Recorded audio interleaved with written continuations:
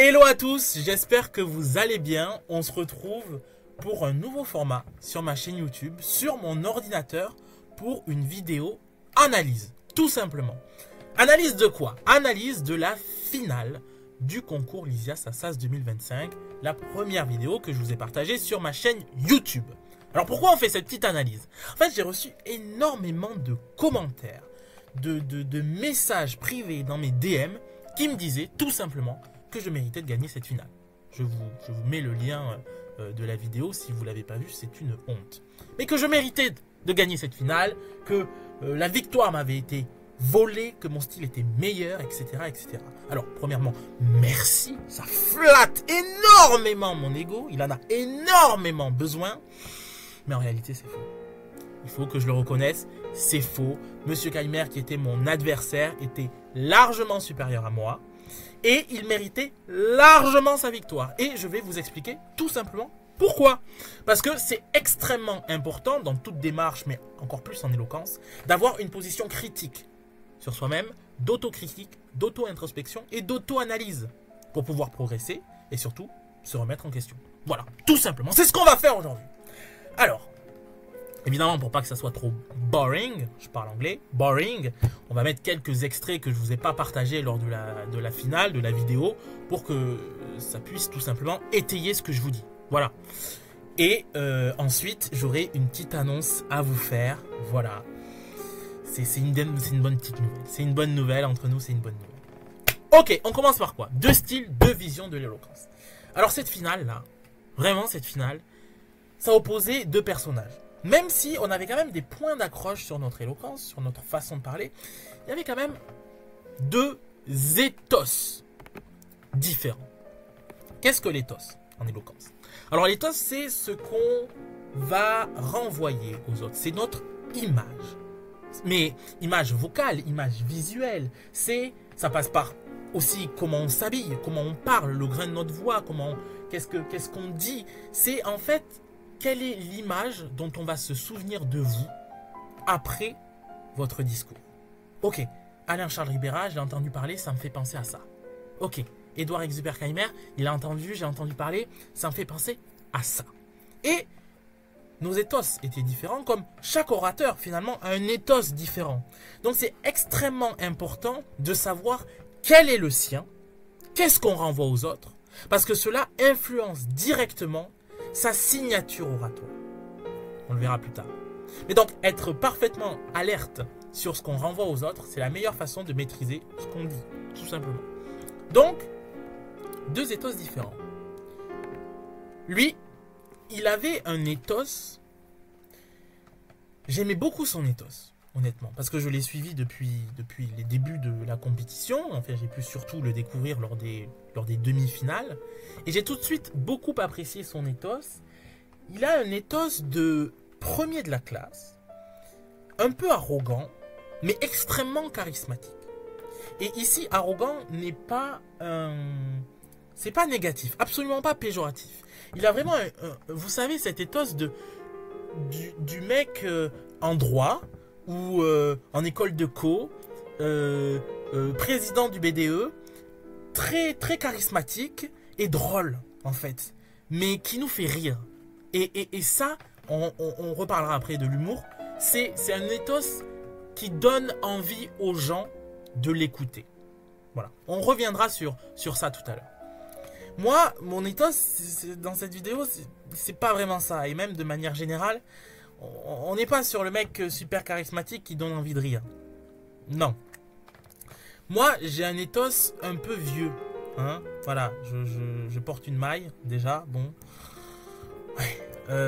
Un peu de vieux professeur de rhétorique qui parle avec des grands trucs. J'ai un ton un peu professoral, des fois, qui peut être un peu boring, tout simplement. Et c'est ce qui s'est passé en réalité dans cette finale, où je me suis un peu trop cantonné à ce rôle-là, et j'ai perdu les gens.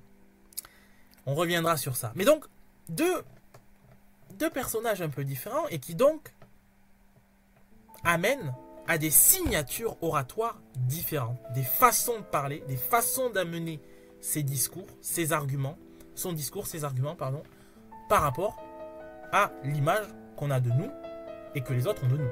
C'est parfaitement logique. Donc pour vous, là, qu'est-ce qui est important à retenir? C'est que vous avez tous un ethos.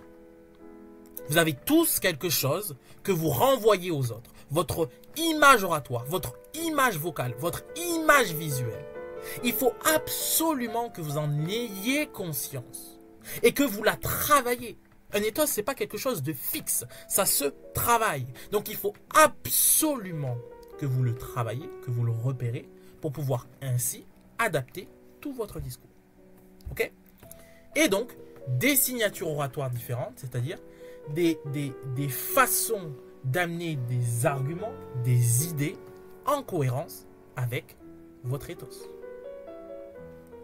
Par exemple, le professeur de rhétorique qui parle avec des mots un peu compliqués, avec de la poésie, il va difficilement faire des blagues grivoises, par exemple. Voilà. Il va y avoir une incohérence. Ça va être bizarre. Voilà.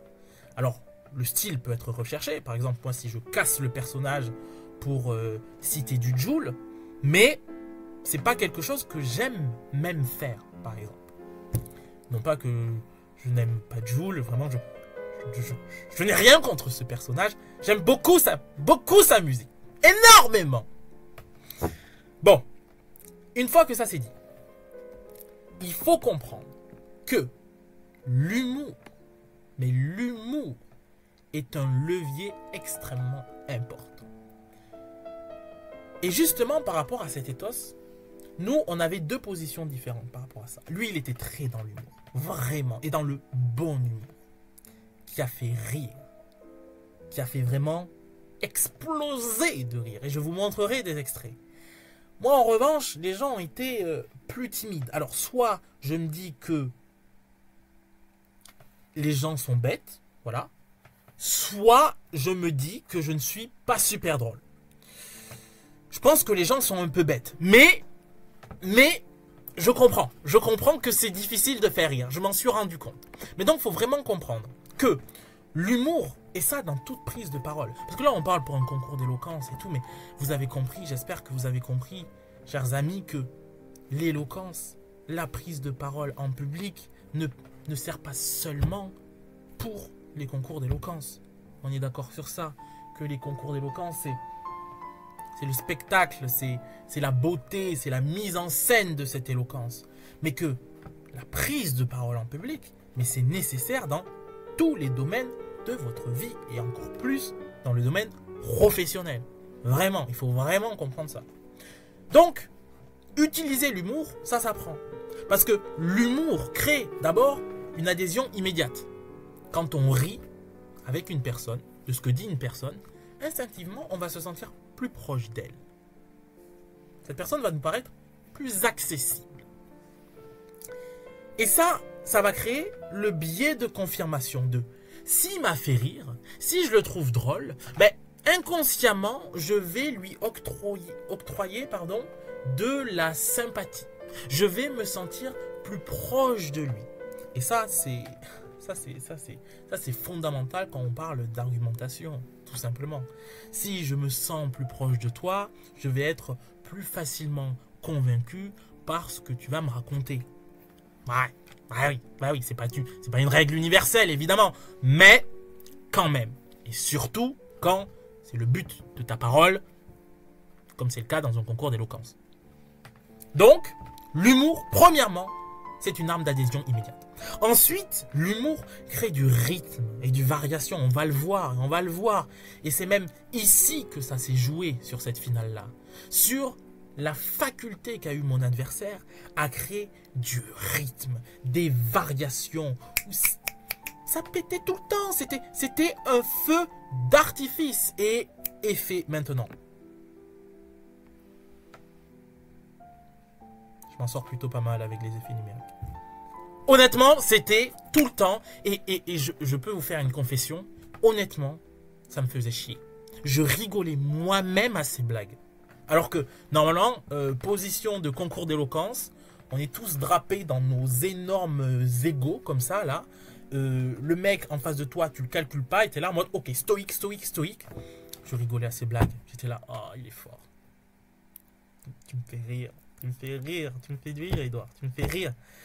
Et là, en fait, ton discours devient magnétique. Parce que quand tu arrives à mettre du rythme, des variations, et c'est ce que je vois beaucoup chez les gens qui essayent de s'entraîner à l'oral, cette importance d'essayer de mettre du rythme, de la variation, de fuir la monotonie de son discours. C'est vraiment super important.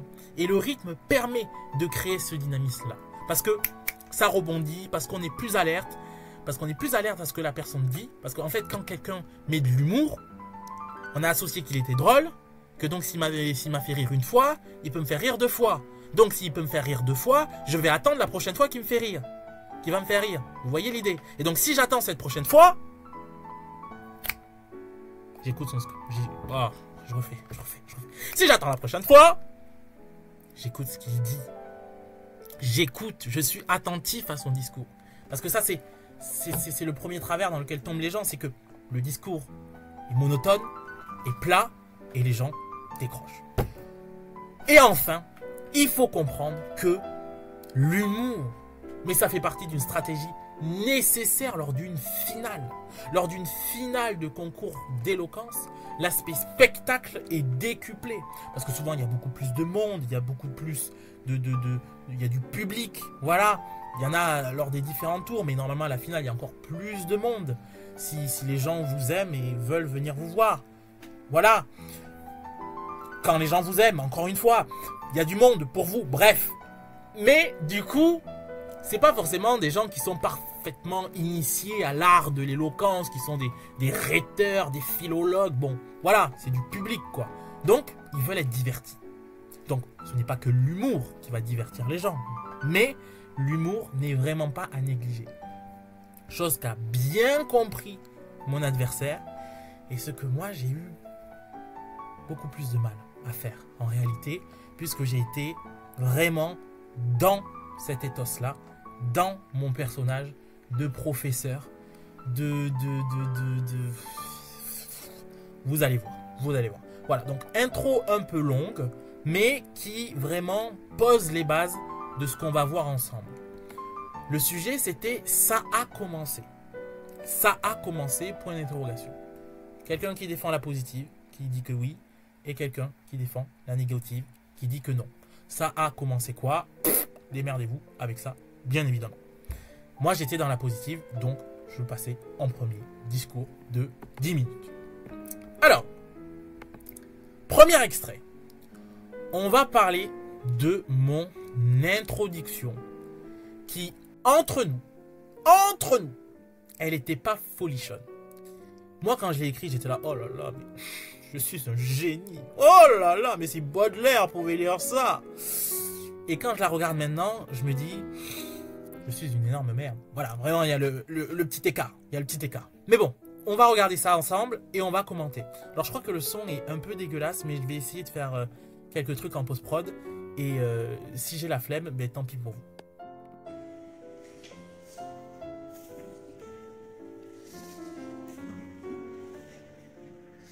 Mesdames, messieurs, honorables membres du jury, soyez rassurés. Monsieur Kainer et moi-même... Alors là, c'est pas cool ce que je fais. Là, je fais une adresse directe où je le prends à partie. Ça, c'est ce qu'on fait très peu dans les concours d'éloquence. Souvent, les gens restent cantonnés à leur position. Voilà, je défends mon truc, le mec, il défend le sien, mais il n'y a pas trop de lien. Moi, j'aime bien faire les adresses personnelles parce que, en fait... Comme ça, j'associe la personne à son texte. En gros, on n'est plus dans le sujet, mais on est dans une confrontation de personnes. Et ça permet d'incarner beaucoup plus son discours et les enjeux de ce discours. Ne céderont pas à la facilité. Et même s'il n'y a pas eu de concertation, il appert que ni lui ni moi ne nous voterons dans les facilités de l'énumération. Je parle bien sûr de l'énumération des choses qui auraient ou n'aurait pas commencé. Je ne tenterai donc pas de vous convaincre à partir de poncifs. Vous convaincre que la vie a commencé, que l'univers a commencé, que la guerre, la mort, le jour, l'amour auraient commencé. Et à l'inverse, s'affairer à l'accumulation des choses qui n'auraient pas commencé, les utopies, le néant, ou bien même l'éternité, dans ce qui nous oppose ce soir, n'aurait pas plus d'intérêt. Ok, donc là, l'idée en fait que je fais, mais ça flop, hein, voilà. Spoiler, ça flop. C'est, ça a commencé, mais c'est trop vague, ça a commencé. Ça veut rien dire. Ça veut rien dire en fait. Ça a commencé, mais quoi? Quoi? Qu'est-ce qui a commencé? Donc en fait, soit on peut partir dans le truc de oui, ça a commencé, et je cite tout un tas de trucs qui a commencé, et soit non, ça n'a pas commencé, et je tombe dans tout un truc qui n'aurait pas commencé, et je fais une série. Donc là, je dis, ça a commencé, ça n'a pas commencé. Donc là, ce que j'essaie de faire, en gros, c'est essayer de pré-shot le fait que lui va partir dans le détail de toutes les choses qui n'ont pas commencé, et que, en fait, les gens se disent, ah ah ah, mais ah, il est tombé dans le piège de monsieur Charles Ribera, parce que juste avant, en intro, Charles Ribera a dit, on ne va pas faire ça, on va élever le débat. Et en fait, quand je dis élever le débat, c'est aller sur mon terrain à moi. Ce dont moi je parle, c'est-à-dire l'analyse que je vais faire de ça a commencé. Parce que c'est ça le truc que je vais faire dans ce texte-là. C'est essayer d'analyser de manière philosophique, métaphysique et linguistique, épistémologique, ontologique. Enfin, il y a un des 4 mots là que je connais pas. Voilà, que je ne sais pas vraiment la définition. Devinez lequel. La phrase « ça a commencé », ça veut dire quoi, ça a commencé?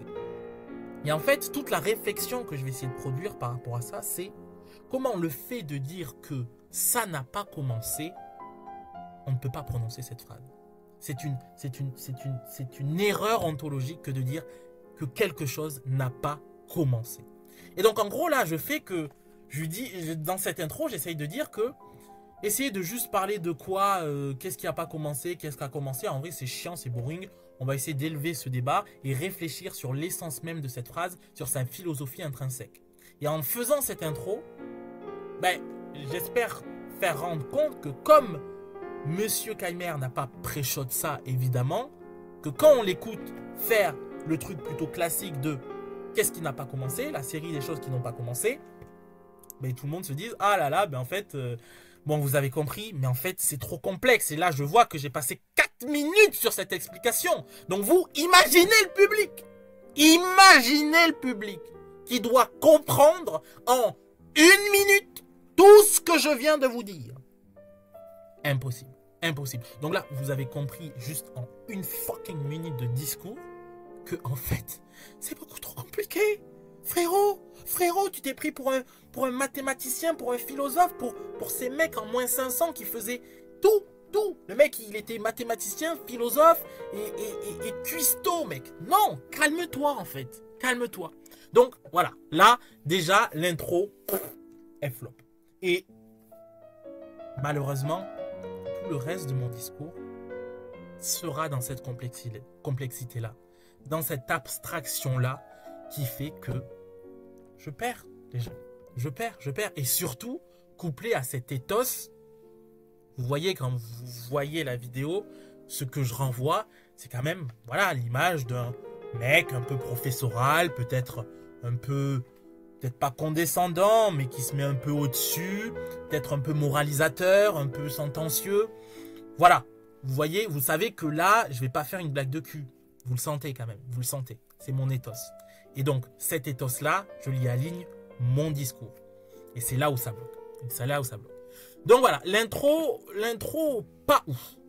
Enfin, sur papier, génial, mais trop complexe. Et là, je vais vous montrer un moment où le fond, c'est beaucoup trop complexe.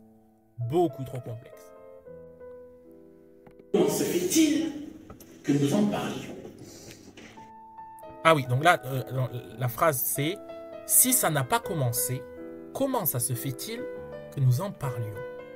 Donc moi, vraiment, mon objectif là, c'est de réfléchir sur le concept même de la phrase « Ça n'a pas commencé ». Vraiment, si on dit que ça n'a pas commencé, comment se fait-il que nous en parlions? Nier un commencement, n'est-ce pas l'aveu le plus explicite que ce dernier a eu lieu?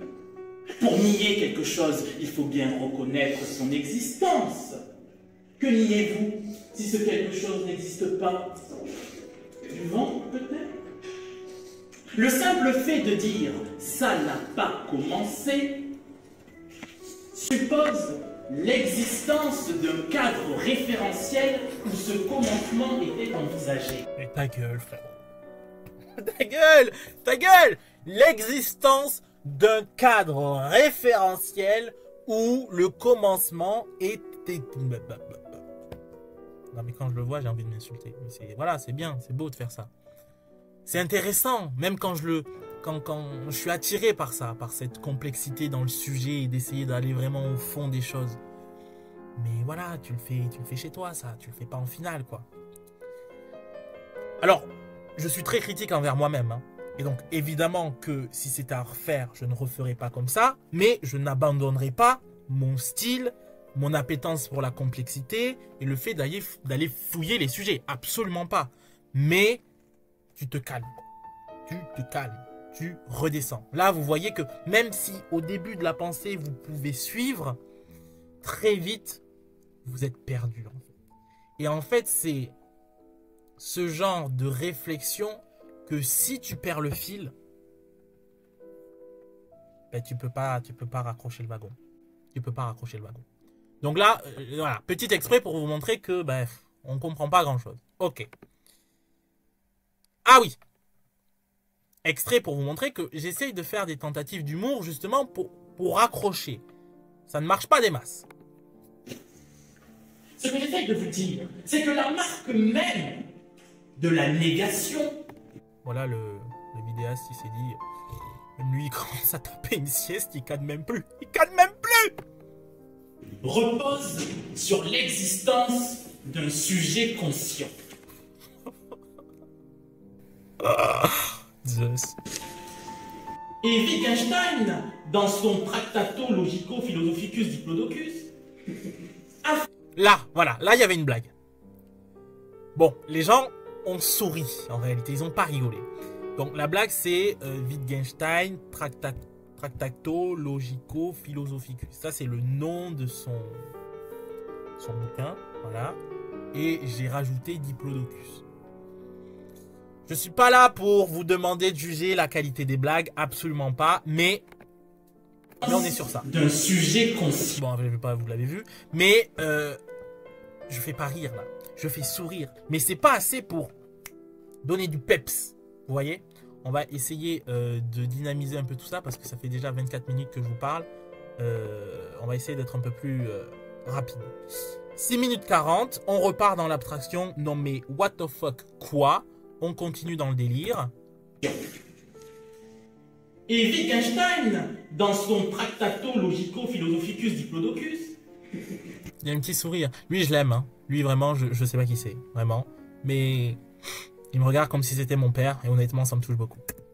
Affirme bien que le langage limite et structure notre pensée.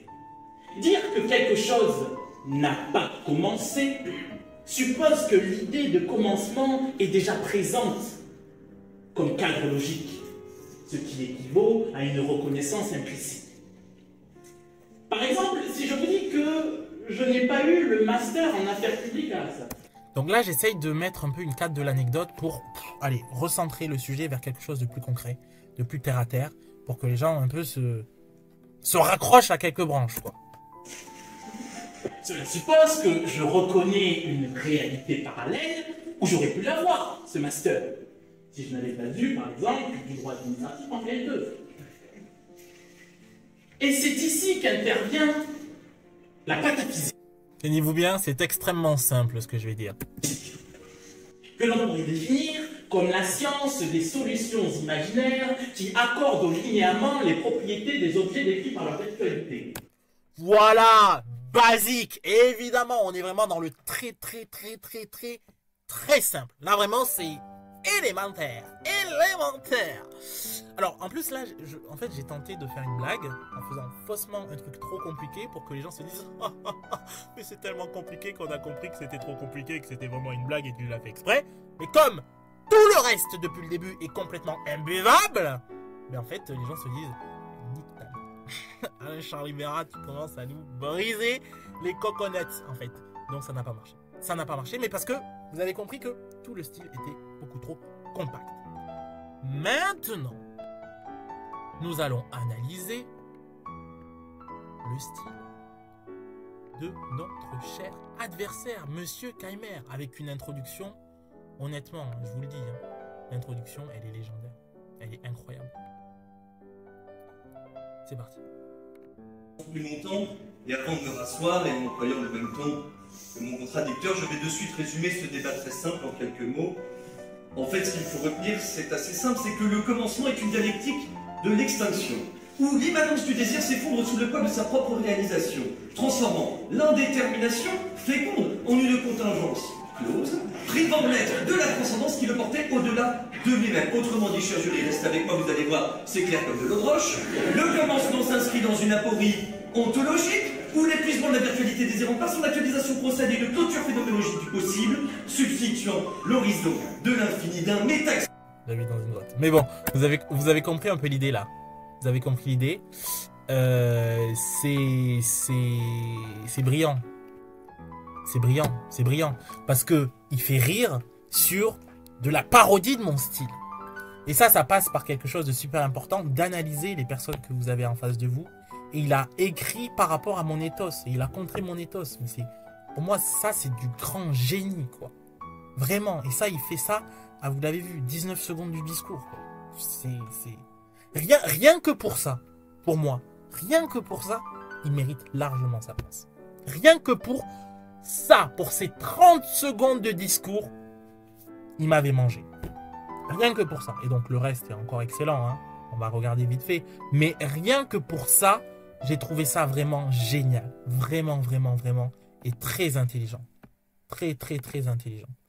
Donc voilà. Donc cette intro, elle est vraiment magnifique. Elle est vraiment magnifique. Donc cette importance d'analyser le style de la personne que vous avez pour pouvoir contrer. Souvent quand vous êtes en finale, c'est que vous avez pu voir l'autre en quart de finale ou en demi-finale, surtout en demi. Donc vraiment, prenez des notes. Prenez des notes et vous pouvez adapter en fonction de son style. Chose que je n'ai absolument pas faite et qui était une grosse erreur. Ensuite, il a des points d'humour qui sont vraiment drôles et vraiment caractérisés. Donc à 1 minute 5 et 2 minutes 38. Alors 1 minute 5.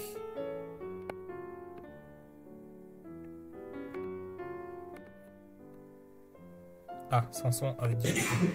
Bon, je vais essayer d'être un peu plus parlant. Donc là, il est juste après son intro en mode bon, vous avez compris que c'était un peu trop compliqué. Messieurs, ne vous est-il jamais arrivé de l'entendre, cette phrase? Ça a commencé? Et oui, mesdames, ne l'avez-vous jamais prononcée? Vraiment jamais? Messieurs, dans un effort qui vous paraissait surhumain, le corps étreint de crampes, le front en sueur, juste avant de finir, vous entendez cette petite voix qui pose la question fatale: chérie, ça a commencé? On l'a tous entendu, cette phrase. Messieurs, c'est pas la peine de regarder vos chaussures, ne faites pas les innocents.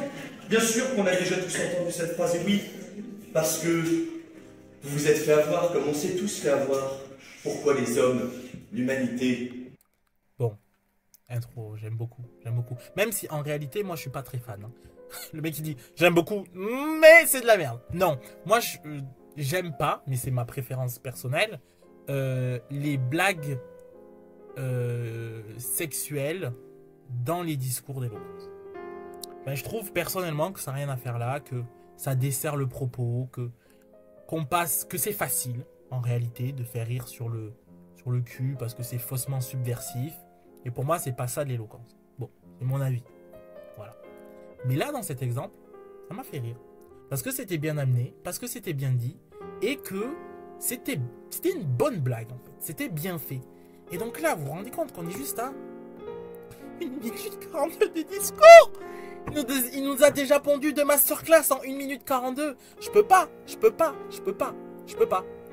Et à 2 minutes 38, il en fait aussi une très drôle. Et donc là, vous comprenez que moi, j'ai pas ça dans mon discours. Moi, j'ai de temps en temps, comme je vous ai montré, des petits sourires, des petits ha ha ha. Il y a une blague où les gens ont rigolé parce que j'ai tapé sur Hidalgo. Mais sinon, il n'y a pas ça. Autre blague super marrante. Ceux qui sont en amour et qui font des dates, qui vont sur des sites de rencontres et qui veulent à tout prix commencer. Alors ils téléchargent des applications, prennent des photos d'eux dans des poses subjectives et se décrivent en quelques mots succinctement pour être sûr de rencontrer quelqu'un qui, comme eux, va vouloir très vite commencer. Sarah, 24 ans, Sagittaire, cinéma, manga, Persigano et fumeuse, légende carpédienne. Effectivement, ça... Non mais, c'est rire. Vous entendez les rires? Vous entendez les rires? Qu'est-ce que non mais c'est abusé. C'est abusé. C'est abusé. C'est abusé, mais il est génial. Il est génial. Donc, tous ceux qui disent que j'aurais dû gagner, absolument pas. Voilà. Et là, vraiment, je vous ai mis 2 extraits. Parce que je crois que je vous ai mis un autre extrait. Ouais. Parce qu'il est drôle, mais est-ce qu'il a du fond? Oui. L'importance du fond. Et même de sa signature oratoire. Où ça, vous le voyez que c'est un excellent orateur qui parle bien, qui a la bonne manière de dire les choses. Enfin, c'est vraiment génial. Hein. C'est vraiment génial. Donc, dernier extrait en 3 minutes 53, où il fait une belle envolée lyrique et argumentative. Et puis d'abord, pourquoi faudrait-il que ça commence? Pourquoi les choses doivent-elles avoir un commencement? Pourquoi aurait-il fallu qu'un singe puant soit descendu de sa branche? Là, vous voyez que c'est un bon orateur. Vous voyez qu'il a cet aspect très théâtral que j'ai aussi. C'est pour ça qu'il y a des points de convergence dans notre éloquence. Il se soit dressé sur ses 2 petites pattes, le voilà qui sort dans la jungle, il traverse les plaines fertiles. Regardez ça, il est là. Oh, il est estomaqué par la puissance de ce gars. Les océans glacés, l'agriculture, la guerre, l'intelligence artificielle, tout ça pourquoi? Pour que des millions d'années après, je me retrouve en face de la boulangère, alors que j'ai envie de fuir avec mes chouquettes qui me dit « Et avec ceci, ça sera tout, mon réveillon, bah... » Voilà, il fait une envolée lyrique et tout, et après... il fait une vanne et tout le monde rigole, voilà. Mais voilà, c'est ça l'excellence, les gars. C'est ça l'excellence. C'est Monsieur Kaimer. Largement mérité. Et vous allez voir que, si on regarde tout simplement le retour du jury, c'est ce qu'ils vont dire. C'est ce qu'ils vont dire. C'est ce qu'ils vont dire. Alors lui, c'est un personnage. Hein. Oh my goodness. Et vous allez voir. Et nous avons eu effectivement 2 personnages, car c'était des personnages qui se sont agrippés à leur rôle, devenant quasiment des caricatures. Avec d'abord mon très cher Charles Ribera, mon Charlot. Mon petit Charlot qui, étant à la positive, s'est dit « je serai radical ». Ça a commencé. Ça commence donc par « Madame, Monsieur, honorable membre du jury ». Ça concours d'éloquence, ça commence. Il n'y a pas de... C'est vrai que ça, ils aiment pas trop en réalité. Je l'ai appris après, mais c'est très scolaire et pas ouf. Pas ouf. Et on poursuit. Je ne vais pas énumérer des choses pitoyables et bêtes, je ne vais pas vous... Ça commence, on y est, le ton est là, il y a une prestance, la voix est projetée, il nous regarde, il nous menace presque de son talent en disant « Et ouais, qu'est-ce que tu vas faire ?» On va vous écouter, on va se demander où vous nous amenez, mon Charlot. Parce qu'en réalité, très vite, on comprend que cette radicalité vous a un peu consumé, n'est-ce pas? Quand vous nous dites, pour résumer votre appréciation du sujet, avec une forme d'intelligence obtuse qui a été moquée très bien par votre groupe. Vous avez vu? Vous avez vu? Très bien moqué. Il a raison, il a raison. Mon frère, au début de sa prise de parole, la marche de la négation repose sur la préexistence d'un sujet préexistant. Oui, c'est très clair. Mais encore une fois, vous vous êtes donné à fond dans cette radicalité.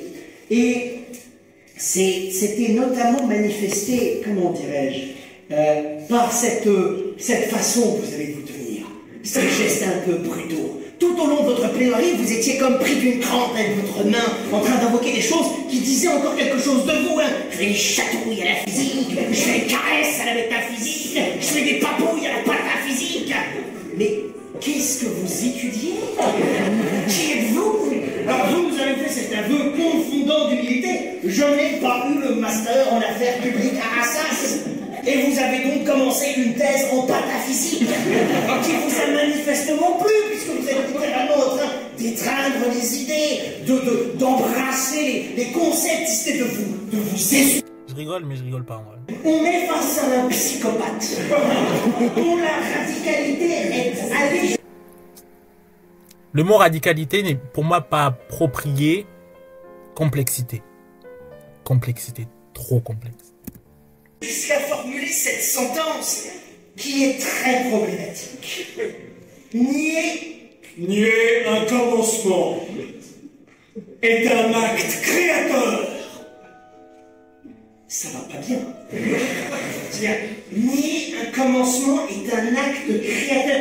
Nier le début d'un partiel, c'est créer les conditions du redoublement. Nier le commencement de l'orgasme, c'est dérouler le tapis rouge à la frustration. Avorter les négociations de paix, c'est créer le chaos. Vous êtes un malade mental. De l'autre côté de la barre. Bon, j'ai pris cher, mais il va prendre cher aussi. Voilà. Je le laisse juste pour mon plaisir personnel. Nous avions quelqu'un de beaucoup moins radical. Monsieur Calmer, Monsieur Calmer. C'est flou. D'ailleurs, ça ne se prononce pas. Ça s'évoque. C'est super méchant. Ça ne se prononce pas.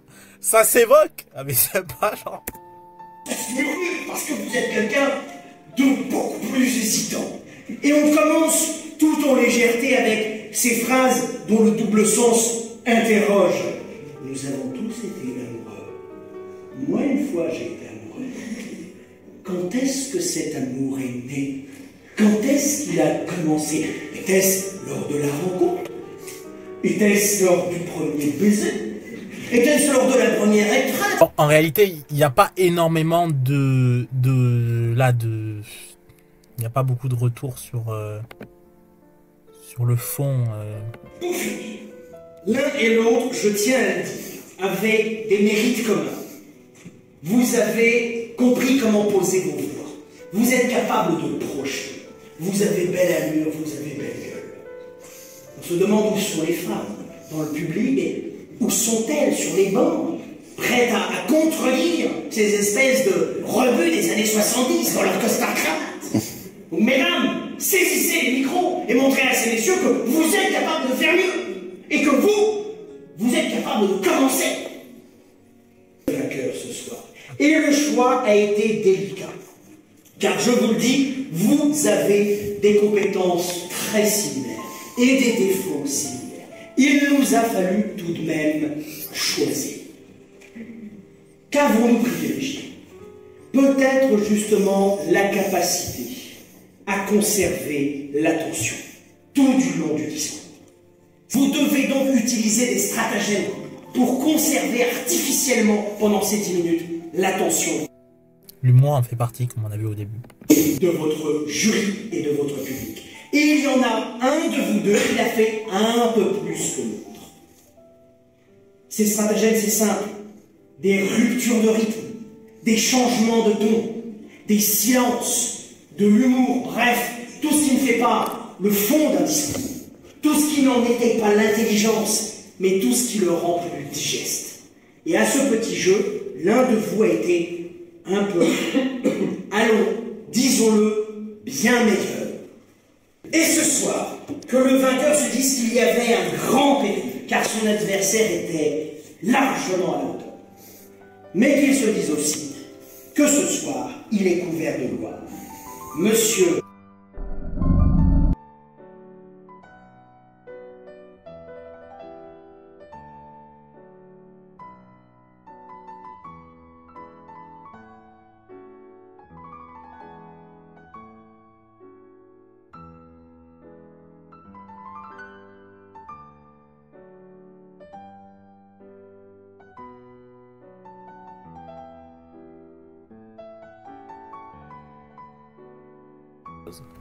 Et je vais essayer de faire plus de vidéos comme ça où je vous parle vraiment de fond et pas juste moi qui parle, vraiment où on analyse en détail. Maintenant, j'ai une annonce à vous faire. J'ai une fucking annonce à vous faire. Je remets en place mes cheveux comme si j'avais des cheveux longs, mais bref. On a perdu. finale Lysias, Assas, on a perdu. Mais, les gars, on a un comeback. Il y a un fucking comeback, il faut que j'arrête d'être vulgaire. Il y a un comeback qui va arriver. Oh non, j'ai plus de batterie sur mon téléphone. Oh, on panique. Il y a un comeback. J'ai été sélectionné pour, et là je parle comme le président du jury, la grande finale du concours national d'éloquence à Aix-en-Provence, qui se tiendra le 10 mai prochain. À Aix-en-Provence, je viens de vous le dire, écoutez un peu. Les gars, c'est énorme. Sélection entre 300 et 400 personnes qui font les sélections chaque année. Ils en prennent 8. Honnêtement, j'étais pas certain de passer. J'y suis. Tous les gros papas de l'éloquence, ils y sont allés. Vraiment. Pierre Faury, Théo Fulfin, Lou de Rouen, tous, Bill François, ils l'ont tous fait. Il y a eu le trophée des champions l'année dernière. C'est vraiment le grand rendez-vous pour devenir champion de France d'éloquence. Donc les gars, le 10 mai prochain, on est sur les starting blocks. Et je vais me préparer comme Jaja. Non, sérieusement, c'est un énorme honneur et un gros défi qu'il va falloir que je relève. Parce que j'ai du travail, honnêtement. J'ai du travail. Même si je suis bon, même si j'ai des qualités, il faut absolument que je travaille pour ce gros rendez-vous. Parce que on a perdu une fois en finale. Pas deux! Pas deux! Wow, je suis un gogol. Pas deux. Pas deux. Donc vraiment, on va se préparer pour ça. Et je vais poster du contenu pour vous aider surtout. J'essaie de faire la prochaine vidéo YouTube bientôt où je vais vous donner tout simplement ma méthode pour être éloquent à l'oral. Tout simplement. Likez, abonnez-vous. Et je ne l'ai pas trop dit durant cette vidéo, mais je forme des gens. J'ai un accompagnement. Et mais je prends pas beaucoup de personnes parce que c'est quelque chose qui me demande beaucoup de temps. Mais réservez un appel avec moi, je vous mettrai le lien de mon calendrier dans la description. Peut-être que je peux vous aider sur vos prises de parole en public. Que ça soit dans un contexte professionnel, surtout dans un contexte professionnel. Mais si vous êtes étudiant, par exemple, que vous avez besoin d'améliorer vos prises de parole en public, votre éloquence, on va faire le point sur votre situation et voir si je peux vous aider. Et si j'ai envie tout simplement de vous aider, parce que voilà, si j'ai pas envie, je vous aiderai pas. Point, je suis égoïste. Non, en tout cas, merci d'avoir regardé cette vidéo jusqu'au bout. Abonnez-vous, partagez, donnez-moi de l'argent. Et je vous dis à très bientôt. Ciao, ciao.